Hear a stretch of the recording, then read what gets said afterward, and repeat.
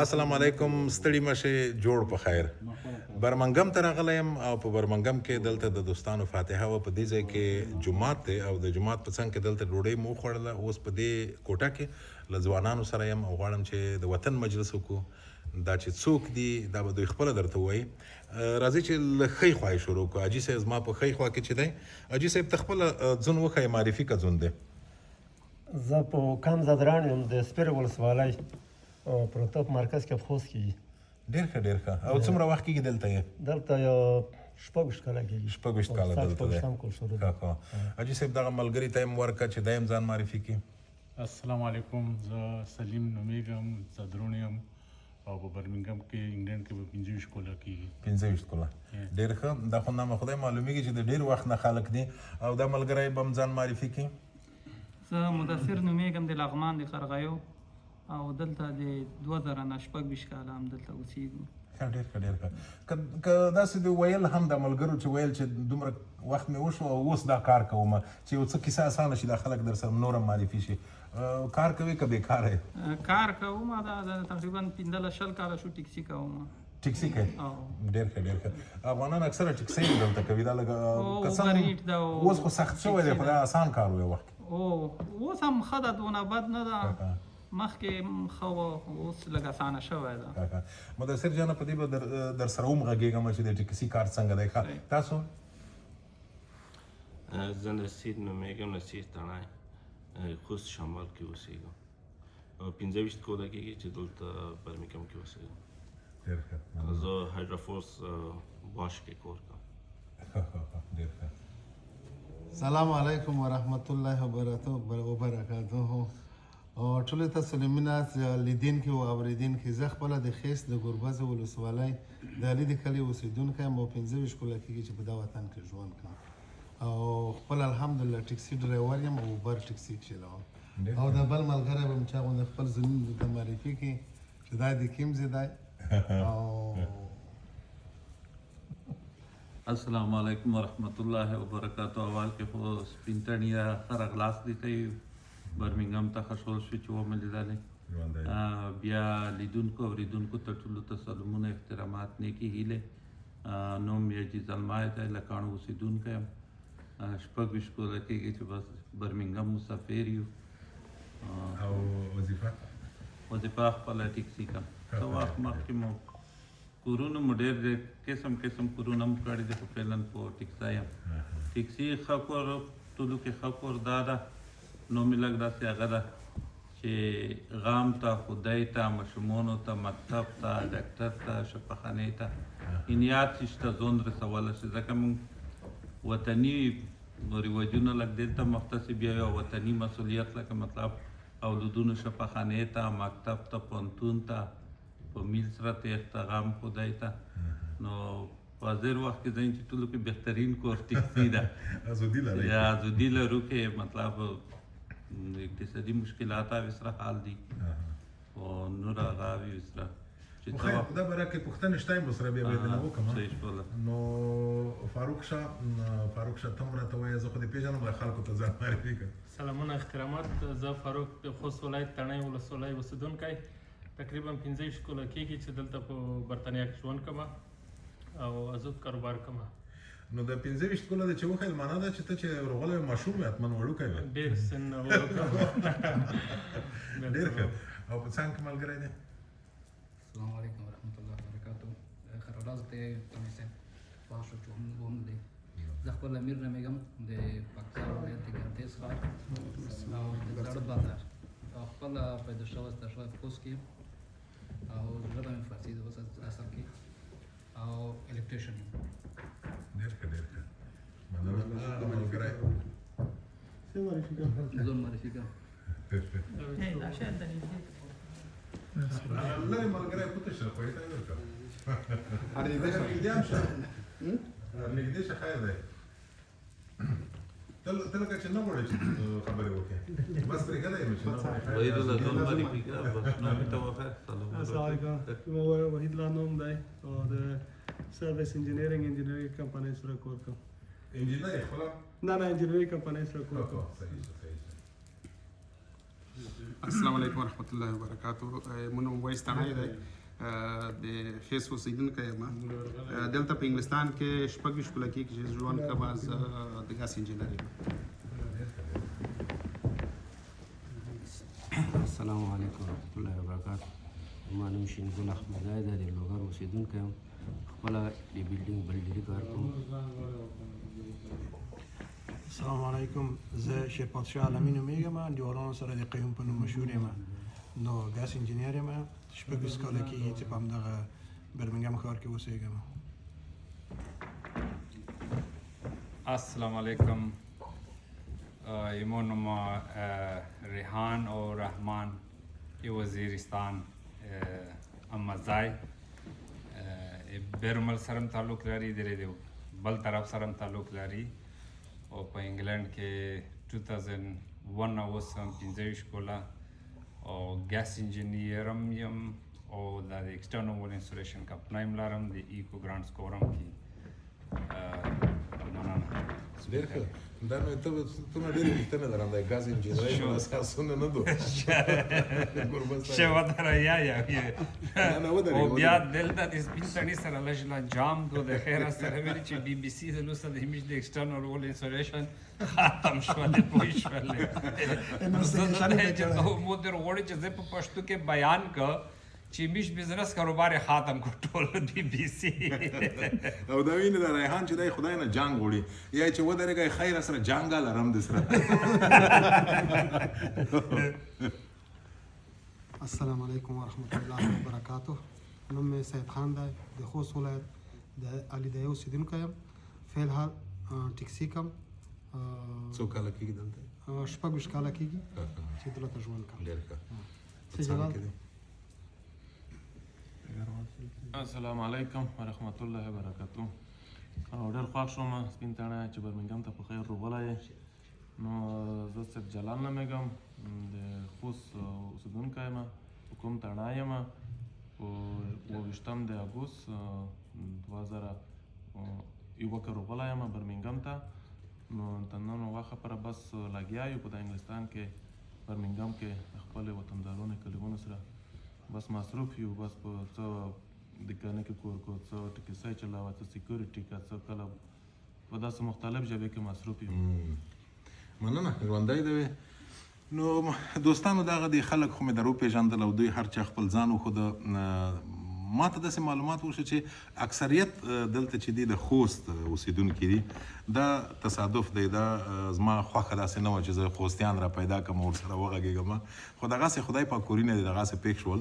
که څه هم دغه د دوه درې ملګري چې دي د خوست نه بهر د نرې ځایې دي، خو په هر صورت اکثریت د خوست. یو بله کیسه عمومي عامه چې کېدو دا دی چې اکثره ډېر وخت کېږي چې دلته راغلي، د 20 کلونو نه ډېر وخت ډېر ملګري لکه چې ته وویل 25 شپږ کاله کېږي چې دلته دي. دې پوره چې ملګري ډېر شول او خبرې بیا بیخي ډېرېږي، تاسو هم ستړي کېږئ. غواړم چې یوه نیم ملګري نه پوښتنه وکړم، بیا به دا بحث داسې راټول کړو چې دا ټول ملګري هم برخه پکې وخوري او چا خبره خپله ونډه پکې ولري.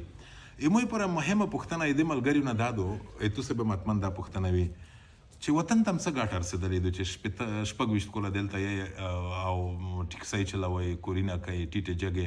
هغه نوره پوښتنې بیا وروسته د نه کوم چې څومره الودې ته ګټه رسېدلې ده، څومره ژبه ورښیلې ده، څومره تعلیمي یعنې اسلامي تعلیم ورکړی دی، څومره د وطن احساس ورکړی دی. دا وروستۍ پوښتنه وروسته دي بیا. خو د اوس لپاره وطن ته مو څه ګټه رسېدلې ده؟ زدران صاحب، وطن ته د څه ګټه رسېدلې ده چې دومره وخت یې تېر کړه دلته؟ وطن ته والله شیله فامیلونه هم ساتلي دي، نه هغه یوه ګټه هم رسېدلې وي که نه؟ بس پیسې چې څو ګټلې هم لګولې هم خوړلې دي. فامیل دې اوس هم وطن کې دی؟ وطن کې. نو ولې دومره شپږ ویشت کاله دې وشول او فامیل دې ولته دی او ته دلته یې؟ شپږ ویشت کاله زمان به غش و 13 کلنۍ نه بعد دلته هېڅ اجازه نه درکوي چې زه په د اولې وختې کې داسې مور ویدلې وي چې خلکو خپله هم نه غوښتل چې روی ولي. دلیل یې څه و؟ یوال خو میږ دا خو وایي چې کاپېره ملک خروپې شي. نو ته بیا نه ښه روپېږې چې په کاپېرې وطن کې؟ مې خو ستر روغلي ستر خو نه خور پې خو وړه نسل یلته بیا په نره هغه اروپا په نسبت بیا انګلند داسې دی که مسلمان دولت په وکړي د ځکه چې مسلمان ډېر کې دي. او دا چا چې لوستلي دي هغه خوښ دي که خفه دي؟ خشول دي ځکه چې یا مکتب هم په یې جماعت هم لګي مدرسې ته په د جماعت نو د ته چې یې ودرېږه ته یې چې مو ځکه نه وروستل چې نه خروب نشي د ځنې ژڼکۍ چې وروستلې دي چې دا خپه نه شي چې ولې دا کیسه خو د دی ته وکړه نه دا خو په اخر کې په اخر کې وروسته په دلته وپېدل چې دا خو دلته نه خروپېږي په انګلینډ کې صحیح سلیمه تر ته وایه څه رقم خروپېږي حاجي صاحب دا خبره وکړه چې ویړکي جنکۍ خروپ نشي ته په دا باره کې ورته وایه تڼای صاحب داسې دی چې زه مطلب یورپ کې هم ګرځېدلی یم ډېر لکه جرمني هالینډ بلجیم او انګلینډ کو خپله پوته کېږم خو انګلینډ داسې یو ملک دی لکه اسلامي ملک پوه شوې دلته اسلام ته ډېره زیاته اجازه جوماتونه مطلب عمومي طور سره ایشین نه ډېره مجموعي طور سره ډېر زیات اوسېږي نو دلته داسې مشکل نشته دی د هغه پیسو باندې او څومره ودرېږه چې دا موضوع به داسې کو دې لپاره چې هر څوک نه غواړم چې په عذاب کړمه دا طالبانه که څوک غږېږي او فکر کوم ریحان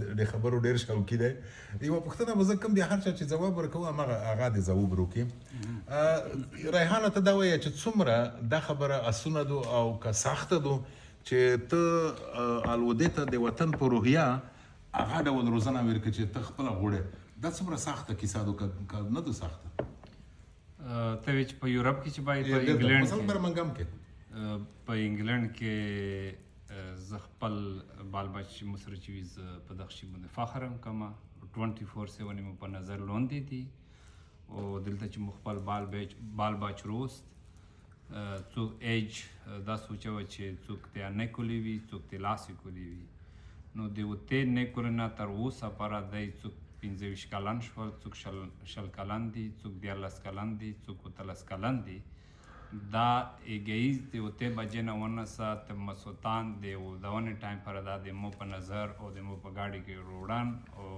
او مو په کنټرول کې دی نو که چېرته ته رونوړې په خپل موټر کې څه مشکل دی هیڅ مشکل نشته دی خو بیا هم لکه لږ سکول مسله وي لرې وي که نه زه یک شي په خبره ته کوم چې بچیون چې خلک کیم د وطن حساب دی وطن کې نن سبا بال بچ خروپېږي شي دوبۍ ته مو بچی وسلی و 2 میاشتې تېرې کړلې په څټ روتې شوې چې خوښ نه و نه وایي چې هغه زموږ دپاره ملک نه دی چې دا هغه زموږ دپاره بیسټ ملک دی پوه معنی دا چې دا وطن د خوښېږي تو د ځان دپاره او د ماشومانو د یاره زه خپل پرسنلي ځون دپاره زه دا ملک خوښوم د بچیانو دپاره هر کمیونټي دپاره ولې چې 5 وخته لمونځ دی الحمدلله او داسته تلاوت دی فیسیلیټیز دو څټ هم د مړۍ وخوري په کچن کې لوډ شه ملټ کې ځون ته هر شی وکړه پوښه کړه او خرچې دم ولې ځون ته پخوې ښځه نه لرې لرم خو زه خپل اوسه پره تر اوسه پره چې مو کور ولدي چای مای زه د خپلې ځون ته خپله جوړوې خپل ښځه دې بختوره ده معنا دا چې او اتن خو میش تاسو چې مقصد دغه ویډیو کې دا شي تو ښځه وکسي چې دروي غونه چې سینګل نه پوری کاسه ورکه سینګل چې بیچر غالي خو میش خو کوکینګ آرشز د کړای دی کنه او دای خو چې هغه نه لګي ژبه سره احتیاط کا کوکینګ ته نیو په نه پیږي چې کوکینګ پښتان مثال نو پښتان میش کړای دی نو پښتان باندې پوي شوی چې روغلی په ریسټورانټ کې هم کور کړای دی سکیورټي پرفیکشن داسې شای مشه چې میش 4 نه پکې کړی مزید هر کام بیا خیر ورې انجینیر توپ تا ټیکسیم پکې کړای دی خپل کاروبار نور هایرینګ لګای ګاډي هایر کا ون دا هم پکې کړی دی بیا ورې کایوم فیصله وکړله چې را بای میشتو سه پروفیشنلز لکه تجربه کار غاته وروزی انجینیرینګ ته نو انجینیرینګ می سٹارټ ک نو هغه میش کمپلیټ ک هغه نه بعد انجینیرینګ نه بعد بیا وېسه د کایمو د وېسو کمرشل وک او پکې ایر سو سیډ پمپ هم کې تاسو رینیویبل انرژي دو نو په دا سولر پی وی او ایر سو سیډ پمپ دا کې الحمدلله میش بهترین پرفیکټ او واحد داس نه مچ واحد افغان په دلته لکه می سره ګروپینه دي د اوس انسولیشن سکیم چې باندې شو او باغې و تاسو وکاسون انګریزون کې لکه ټیکنیکل کاسون دی واحد کاز دی زایمه چې د مټول داس کړل چې د مو سره اګری شو چې د سره مو کیم ایشورس کاواله لکه کی مسله مې ور سره هغه کاواله چې را دا مسله ده نو ټول انګریزون د مو سره باشي باندې اتفاق وکړه ته دم باندې چې په بي بي سي باندې دا اوز غاوش اعلان وشه چې دا د ایکسټرنل انسولیشن کور به ایکو باند شي نو په هغه کې زه اوس واحد کاس یم چې زه ګورنمنټ چې کوم فنډینګ بند کړی دی نو هغه چیلنج کوم مو سره ثبوت دی چې زه ته توشه یم نو هغه مو ته چې دا سړی د کومه نرغلی مو چې بس زه به دا موضوع لږ څه تشریح کوم د ریحان چې دی لږ څه هغه سره شوقي ډېر دی د انګریزي ټکي کې استعمالوي کېدای شي څه په ونه پوهېږئ مطلب یې دا دی چې دلته په دا وطن کې خو سوړه دی خپله پوهېږئ که نه دا وطن دومره ګرم نه دی نو په ژمي کې څه کېږي چې په ژمي کې د کیر بیدیا او یې ننه کله کله یو ډول مواد ورکولی کېږي چې د سوړر نه ننوځي که نه د کور ته دا بیا داسې دی چې د حکومت ځینې پروژې دي چې دا هغه څوک چې اوسیږي او پیسې نه لري یې ته مفت کړي او ځینې خلک چې مثلا معاش یې ښه وي ګزاره یې کېږي پیسې لري بیا باید خپله دا پیسې ورکړي او د پیسې یوه برخه بیا یې دې خلک ته تدریمي که نه ریحان د ځکه د انجینرون دي دی عملا دا کور کې مواد روښلي او په دا ځای کې اچوي او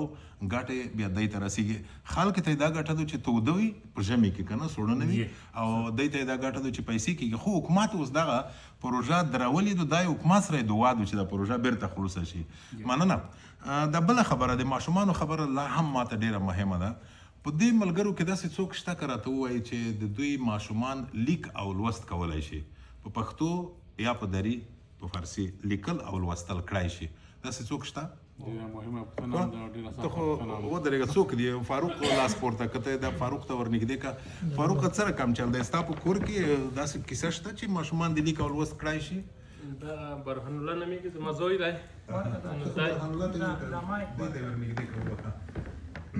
دا ډېره ښه خبر دی ځکه چې زه په داسې کسانو پسې ګرځم چې په دې وطن کې ماشومان په خپله مورنۍ ژبه لیک او لوست وکړی شي له بده مرغه داسې کسان کم دي خو دا د له نیکه مرغه فاروق پیدا شو ښه ورته ویې دا په هغه پورې اړه لري چې خپل والدین سره خپل اولاد تربیه کړي نو دا مو ځای دی دلته په 2000 کال کې پیدا شوی دی او دا یې په پښتو ښې خلوصې خبرې کړای شي زه په دنه فخر کوم چې دا غږېدای شي په پښتو نه او دا یې کړه په فارسي هم کېږي او غږېدا هم لږ لږ شي او کوشش کوي چې فارسي هم ښه کوي کی او د دیني زده کړې هم کړي دي تو خپله ننول ته ښه تلاوت هم کړی شي نو نه را په افغانستان کې چې ستر شي د نه په اضافه هغه نه وي او اوس فلحال په اول سیم د پوهنتون کې دی د کمپیوټر ساینس پوهنځي ته کامیاب شوی دی یو کال وویل 3 کاله انشاءالله ورته پوتې دي نو په دا کې تو ونډه ډېره وکړې ده هم وه په دا کې زه یم چې مو ونډه پکې ډېره وویلې چې دا مو کنټرول کړو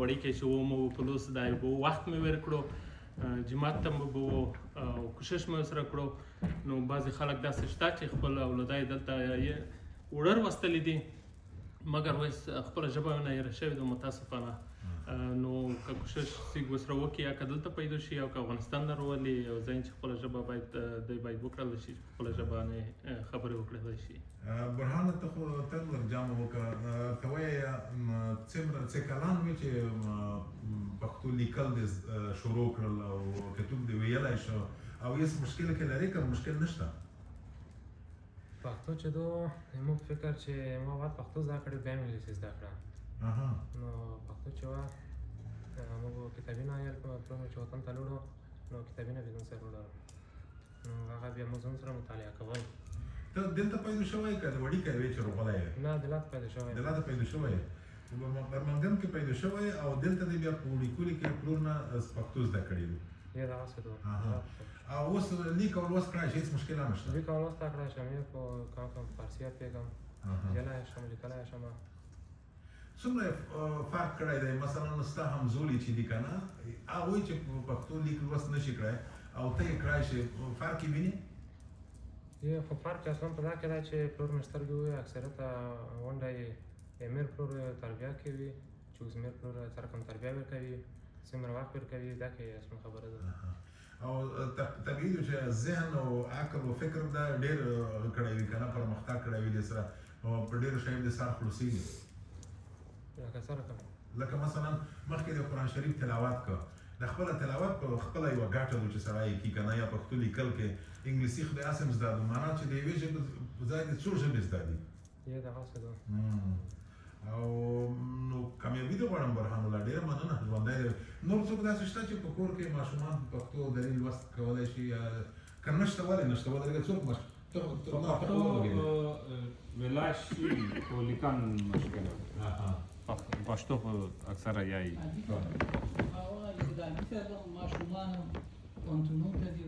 سپینه په پښتې لیکلو یل چې دي زه فکر کوم ټول ماشومونه کړای شي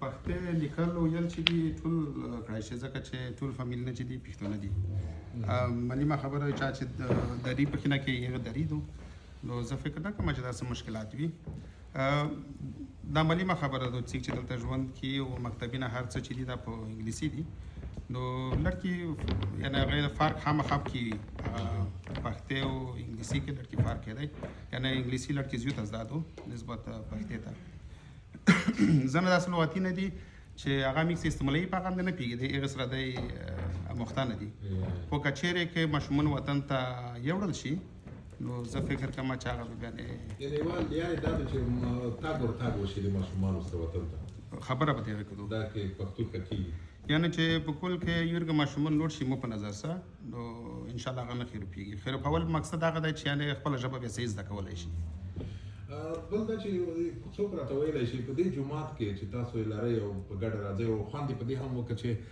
نن چې زه راغلم ما له دې نه ډېر خوند واخیسته چې وطنوال مې ولیدل او په جومات کې دوی خپل دودونه ساتي مثلا لمونځ او اودس او د دیني مراسم پر ځای کوي خو په دې مکلف فکر کړی دی چې په همدې جومات کې همدغه د پښتو او دري ژبې صنفونه جوړ کړئ راته ووایه څوک په دې باره کې تاسو راته وایه علمي صاحب دلته د پښتو د دري قرآن شریف صنفونه شته او چون د افغانانو اقتصاد دومره قوي نه و اوس هم دومره قوي نه ده خو په هغه وخت کې چې مثلا موږ د مسجد په حساب تعداد کېښوده نو دا په کرا باندې وه او په کرا ته هم ډېر یو محدود اندازه خلک و چې کرا به یې ورکوله نو ډاکټر صاحب او رحمان الله دې خدای خیر ورکړي هغوی ډېر زحمت وایسته په دې مسجد کې او دغه دوستان چې هلته خوشحال ناست دي ټولو په مسجد کې زحمت ایستلی ده نو تر دې پورې چې دغه د مسجد قرضه ټوله خلاصه شوله نو اوس په همدغه کوشش کوي انشاءالله چې یو بل ځای پیدا کړو چې دغه مسجد باندې کېدلی شي په راتلونکي یو څو کالو کې نقشه راسي د ښاروالۍ له خوا نه د منطقه سنډویل مربوط ده نو کېدای شي د هغو له خوا نه چې نقشه پرې راسي نو په همدې ته په تلاش کې دي د مشران چې وکولی شي چې یو بل ځای پیدا کړي ډېره مننه علمي صاحب نو فکر کوم چې زموږ خبرې همدومره وې په دې هیله چې ستړي شوی نه وای را سره